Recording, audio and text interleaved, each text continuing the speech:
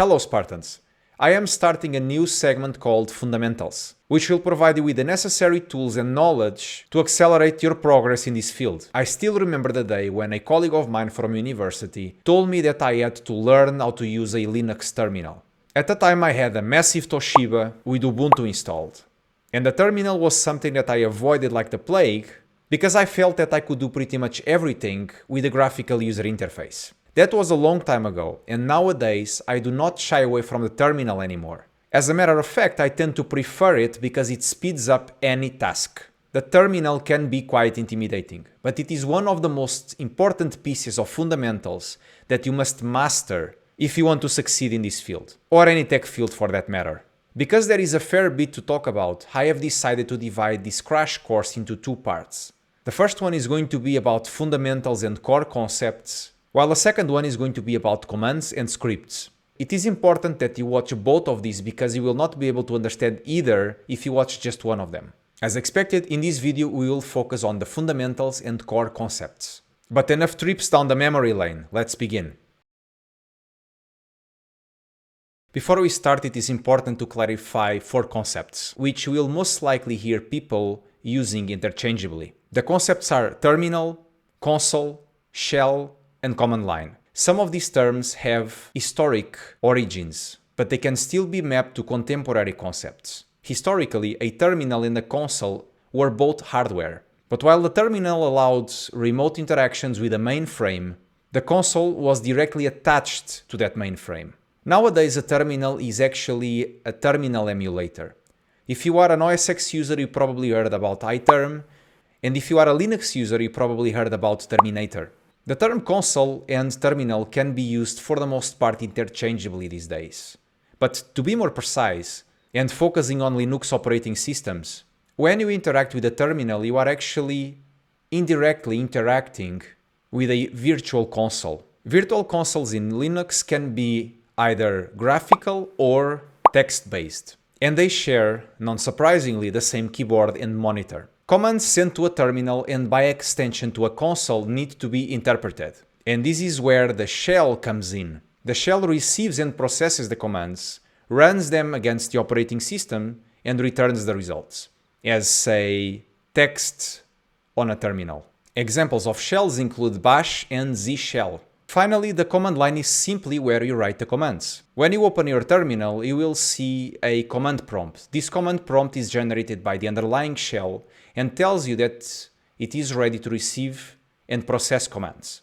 Because the shell is the component responsible for interpreting your commands, and because the most common shell is bash, I will be focusing exactly on that throughout the rest of the video. Other shells have different functionality and constructs that can be easily understood once you understand bash. Also, as a homage to my young and naive self, I have decided to use a Linux virtual machine as a testing ground for this crash course. Let's start by talking about command execution. As mentioned before, a shell runs commands and returns the results. Now you may be wondering, what are these commands exactly? They are usually binaries, but they can also be scripts or any file that the operating system considers executable.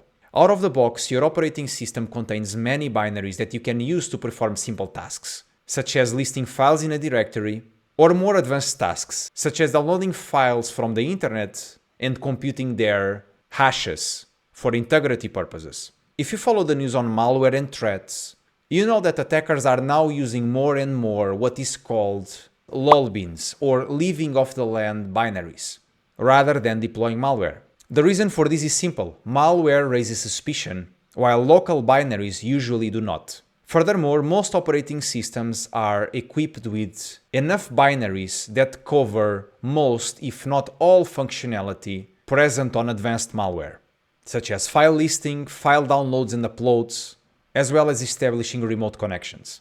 Given that shell commands depend on binaries, it may be the case that certain shell commands will not work across two different operating systems, even when we are talking about Linux distributions.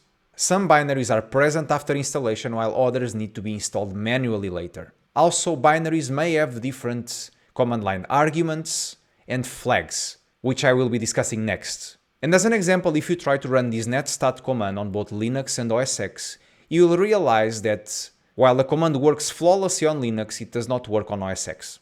And it is now time to switch to the terminal, so let's do just that.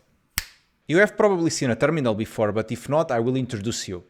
Terminal, Spartans, Spartans, terminal. Commands on a terminal usually take arguments. As an example, if you want to download a file using curl or wget, you need to pass as an argument the URL where this file is hosted. There are several types of arguments. The first one is positional arguments. This is the most straightforward, where you are supposed to pass the arguments to a given script or binary in a specific order. As an example, if you look at the shell, and let's use as an example the command copy, and we do cp help, you are going to notice that cp takes as mandatory arguments the source file and the destination file. You can also optionally pass as the source a file and pass as the destination a directory. And in that case, the file is going to be copied to that directory with the same name. We are in the folder temp shell crash course, which you can see here at the bottom. So as an example, we are going to list the files in the folder first. There are no files. We are going to create one file called test.txt. If we run ls now, which is a command to list files in the directory, we see that there is a test.txt. Now let's assume that we want to create a copy of this file with a different name. You can simply say copy test.txt and then test.txt and call it test2. In this case, we are going to copy the file test to the file tests2.txt. And if we run ls again, we have two files now, and they should have the same content. In this case, they are empty, but if they add something, the files would be exact copies. The second type of argument, and probably one of the most common, is called flag or switch arguments. The problem with positional arguments is that they are really strict. You must pass the argument in a specific order. Once the binary responsible for executing your command becomes really complex with many options, it becomes quite impractical to use this type of argument. And this is why the flag or switch is much more convenient. As an example, if we check curl, and curl is a command that you can use to download files from the internet, if we check help, you will see that there are several flags. And there is one mandatory parameter, which is the URL. As an example, we can run curl to download the google.com webpage, and we can store these in the file called google.txt. If we run this command now, we see that there is a file called google.txt. If we do cat, which is going to print the contents of the file, we can see that the content is present on the file. In this case, as you can see, Google responded with a redirect to another URL. And let's imagine now that we copy it and we run the same command. Now if we run a cat, you will see that this is the real web page.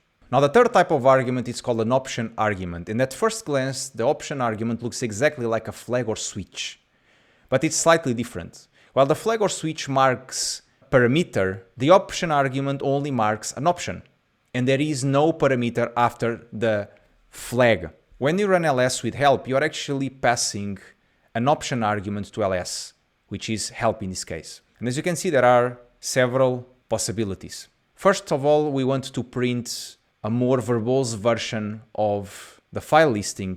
And for that, we are going to use the long listing format. Also, we want to print the size of the files. And finally, we want to print all of these in human readable format. And this is going to tell us exactly what's the size of the file in kilobytes, megabytes, or gigabytes. So running the full command, as you can see, there are three files. Test2 and test1 are empty, while google.txt has 19 kilobytes of data. The fourth type of argument is called a keyword or a named argument. And in this case, the arguments come in the form of key-value pairs. And if you think about it, it's quite similar to the flag or switch argument, but with a slight difference. And the difference is that the key and the value are separated by an equal sign. As an example, we are going to use ls once more, and we are going to use one of the options which is called color. And according to the description of color, the output is colorized, and it's usually colorized based on the type of file. Right now we only have files, but if we have directories, we are going to get different colors. Let's create a folder called test folder, and if we run ls, now we can see that there is a different color. Now if we run the ls with a color set to never, the test_dir file is no longer colored. This is an example of a keyword or named argument. The last type of command is called a subcommand. Most binaries that you have on Linux are quite simple, but there are some binaries that are much more complicated and have several modules. And this is where the subcommands come in. As an example, if you are going to use Docker on your command line, you are going to see that Docker has several subcommands. If you run docker help, we can see that there are several subcommands under, such as attach, commit, cp, create, etc. And even others, such as run, exec, and ps. And each one of these commands has parameters as well. So the question now is, how can you get help or the documentation for each one of these? It's quite simple. Let's imagine that we want to get help for attach. You can say docker attach help. And in this case, as you can see, this is the help for the attach command with the required options. And these are the types of arguments you will come across whenever you use a terminal. Before I move on to the next section, I want to just mention a few things. One of them is the types of arguments in terms of which ones are mandatory and which ones are optional. If you look at this docker attach command, you can see that there are two parameters. One of them is called container and the other one is options. You can see that options are between brackets. Whenever you see something between brackets, it usually means that it is optional. You don't have to pass the arguments. Container in this case is mandatory, meaning that you cannot run docker attach without passing a container as an argument. If we go back to the simple ls command, you can see once more that ls receives some options and the options appear here. And then you also have file as an option. And file can be, for instance, a directory if you want to list the files within some directory. And as you can see, ls actually does not have mandatory arguments.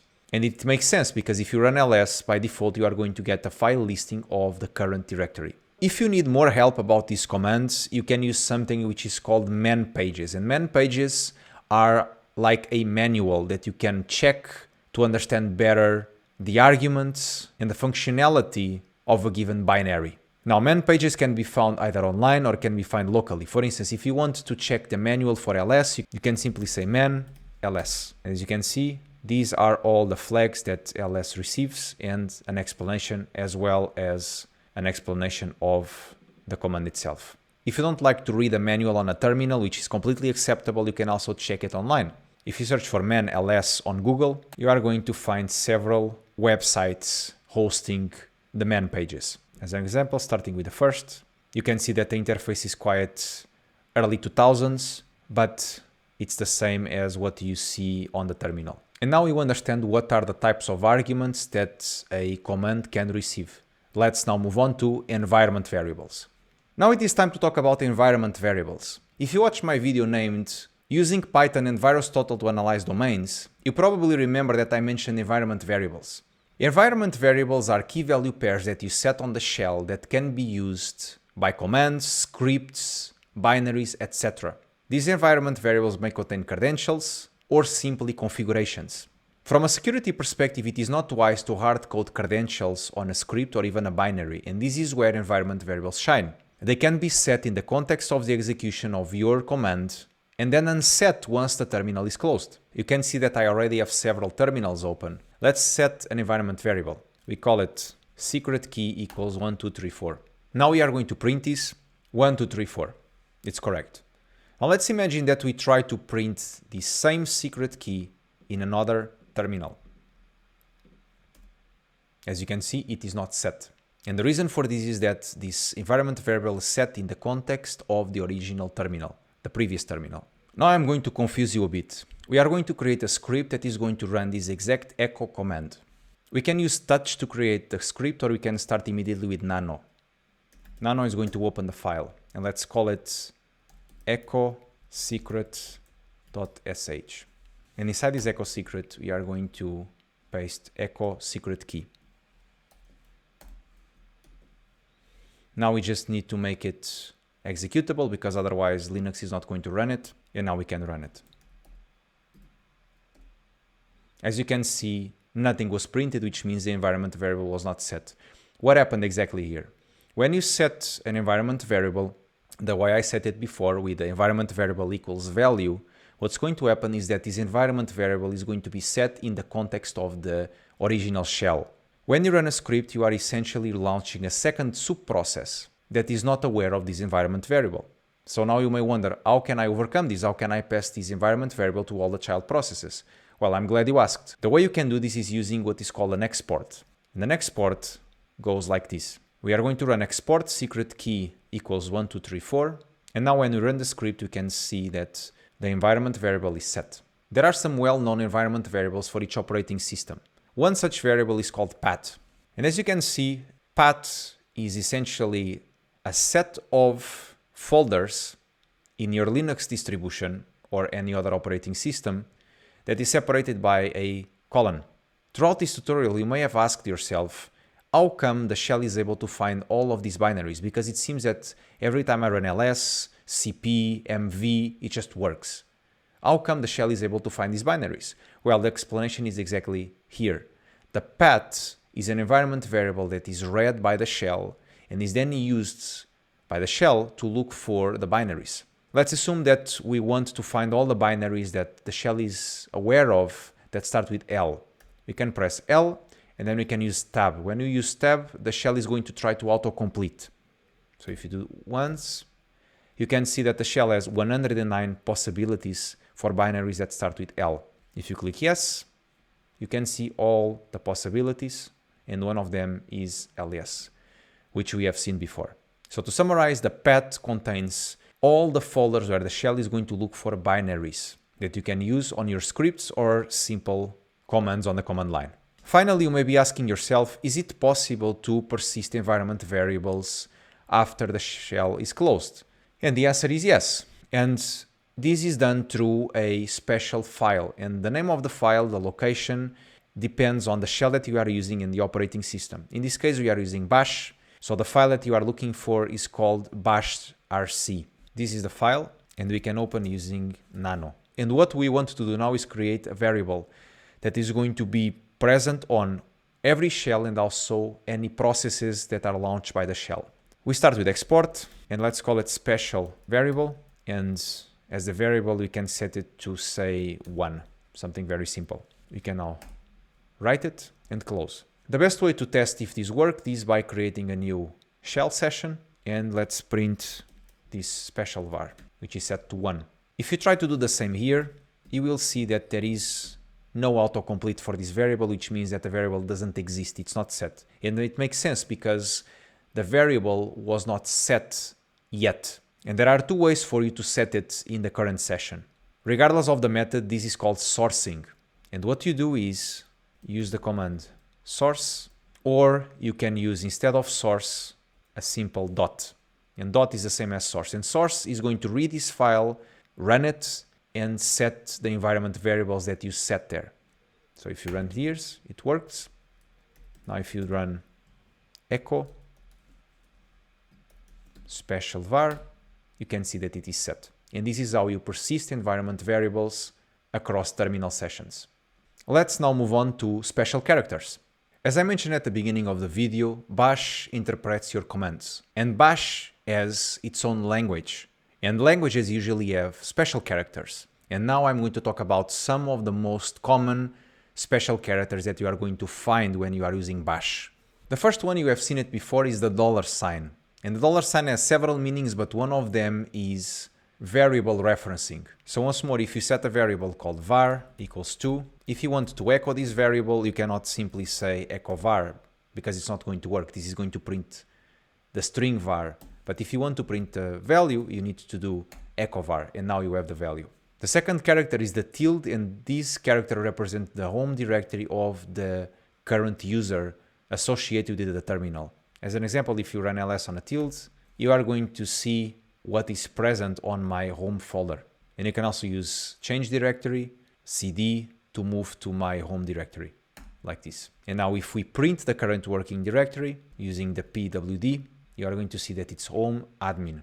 This is my user. The next character, and this one is quite critical, is called the pipe. When you are running commands on the shell, chances are you are going to run quite complex commands. And for you to change these commands, you need to sometimes pass the output from one command to the input of the other. As a really simple example, let's assume that you want to download the homepage of google.com and you want to compute the MD5 hash of its content. And this would be the command. You start by doing a curl for https www.google.com, and then you are going to pipe it into MD5 sum. What's going to happen is that the content that is downloaded from google.com, which is the web page of google.com, is going to be sent to another binary called MD5 sum, and this is going to compute the MD5 sum for the content of the page.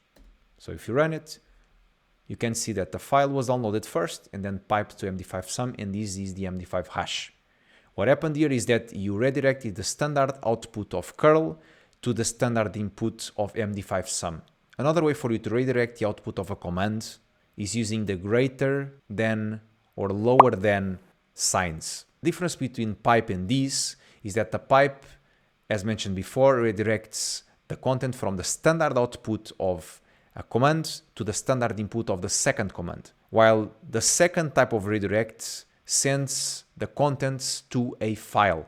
As an example, let's run this command again, and we are going to redirect it to google2.txt because we already have a google.txt.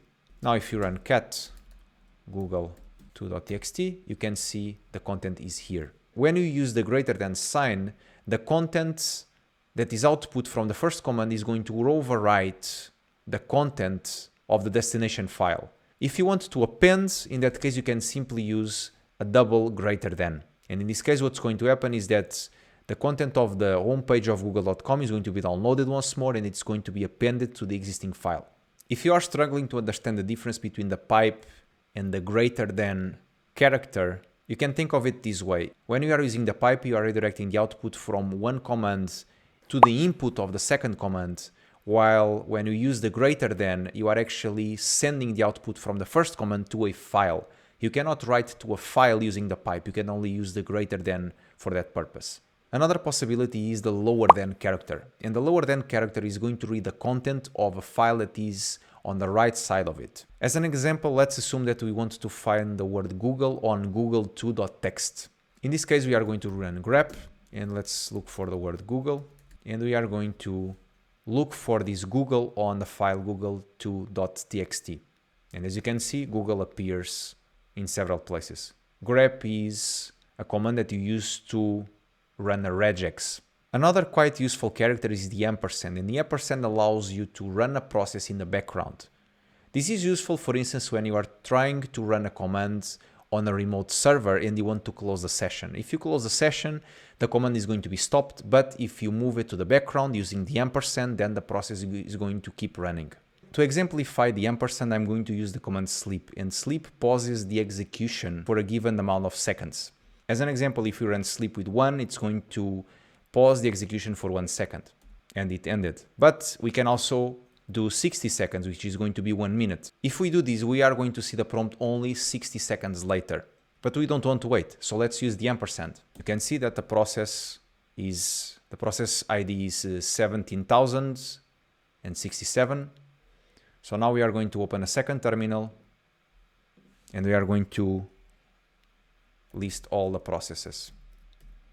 And we are going to look for sleep. And as you can see, there is a sleep command of 60 seconds that is running in the background. But when you look at the shell, you can still use it. This is the power of the ampersand. I just moved the sleep command to the background so that we can just keep running other commands. You can also use double ampersand and double pipe to chain commands. When you use the double ampersand to chain commands, the command after the double ampersand is going to execute only if the command before the double ampersand works. As an example, let's assume that I want to chain two LSs. The first one is going to be the basic LS, the second one is going to be the one that I've showed before. So what's going to happen here is that the second LS is going to execute only if the first is successful. If you run it, you can see that this is the result of the first LS and this is the result of the second LS. We can also try something a bit more convoluted and use the double pipe. And the double pipe works in a different way when compared to the double ampersand. The double pipe states that the second command is going to execute only if the first one fails. And in this case, as you can see, because the first one did not fail, the second one was not executed. Another special character is the hashtag, and the hashtag is used to comment out commands. If you are familiar with Python, you know that hashtag is also used in Python to comment lines of code. Whatever precedes the hashtag is not going to be interpreted by the bash. As an example, if we do echo hello, this is not going to do anything. But if we remove the hashtag, it prints hello. Finally, I want to mention the escape character, the backslash. And the best way for me to explain this to you is with an example. Let's assume that we want to print hello. Easy. But now let's assume that we want to print hello with double quotes. It looks the same, but that's not what we wanted. See, the problem is that quotes are ignored in bash. So when you do a echo with the quotes are going to be stripped out and the result is going to be simply hello. Now, if we want to print the quotes, what we can do is using the escape character, the backslash. And if you print again, you can see that hello now has the double quotes. This is going to become really critical once you start coding more, because there are times when you need to print characters that may be interpreted by the shell or by the language. And you may also want to create regex expressions that use special characters that need to be escaped. Otherwise, the regex is going to be broken. Let's now move on to inputs, outputs, and exit codes. One of the most powerful concepts of bash and shells in general is inputs and outputs. Because each command you execute in the bash has a certain functionality, it is possible to chain them together to create more complex tasks. Each program that executes has so-called streams, and these are standard in, standard out, and standard error, called std in, std out, and std error. And no, this has nothing to do with venereal diseases, at least yet. There are many ways that a program can get an input. The program can read a file, it can read command line arguments, or can read the inputs through streams, in this case standard in. For simplicity, the best metaphor I can come up with to explain these streams is a pipe, a physical pipe. Imagine that the process has 3 pipes connected to it. One of them is going to be the pipe that receives input, and the 2 other pipes are responsible for sending out output. There are 2 types of outputs. One of them is standard out, the other one is standard error. Standard error is usually a stream used when there is an error condition in a program and it needs to be reported somehow. For instance, let's imagine that you need to produce some logs. You can consider send the critical logs to the standard error.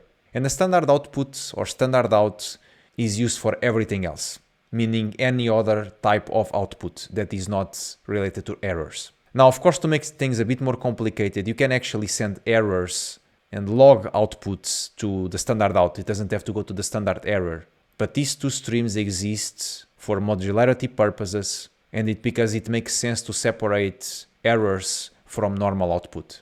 There are 2 ways to redirect output. One of them is using a pipe, and the other one is using the greater than or lower than signs. The pipe is used to send or pipe the standard out of a command into the standard in of another command. The greater than is used to send the output of a command to a file, and the lower than is used to read the content of a file and pass it as an input to a command. Streams are extremely powerful, and there are many things that you can do using them and using bash. But today I've decided to leave you with just 2 use cases that I think that you are going to find quite useful in your future endeavors. The first one is the suppression of standard error. As I mentioned before, there are 2 channels that the process can use to send output. One of them is the standard out, the other one is the standard error. The standard error is used for error conditions, while the standard out is used for everything else. Commands send output to standard error whenever they find some error condition. And the standard error is sent to the same place as the standard out, in this case the terminal. To exemplify, let's look at the find command. And the find command is used to find a file in the file system based on a name. In this case, I'm looking for a file named file, and I'm looking for the file starting at the root of the file system. If you run this command, you are going to see a lot of permission denieds. And the reason for this is quite simple. Find is going to look for the file in every directory and subdirectory in the file system. And as you can imagine, the current user doesn't have permission to list all the files under all the folders. And for that reason, there is a permission denied which find sends as a print to the standard error. In this case, I want to suppress this. So how can I do this? Going back to the standard in, standard out, and standard error, historically, each one of these is represented by a number. Standard in is represented by 0, standard out represented by 1, and standard error is represented by 2.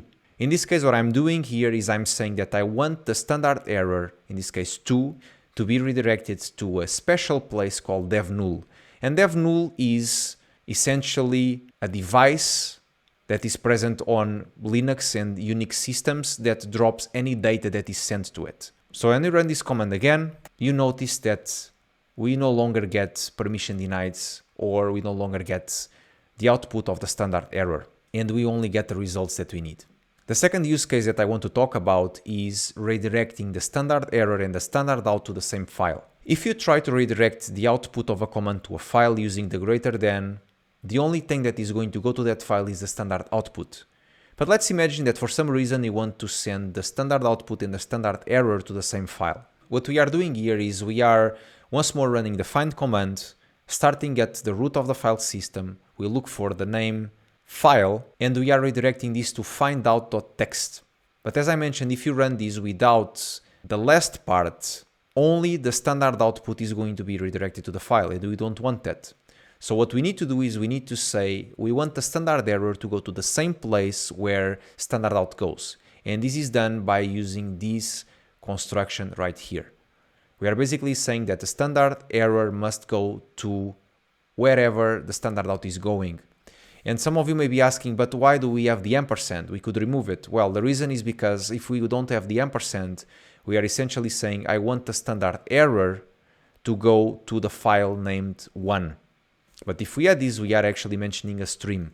So if you run this command now, we can see that the errors were sent to the file as well, as expected. One last thing that I want to mention, which is going to be quite relevant for the second part, is exit codes. Whenever you run a command or a program, there is always an exit code. And an exit code signals whether the program executed successfully or if there was an error.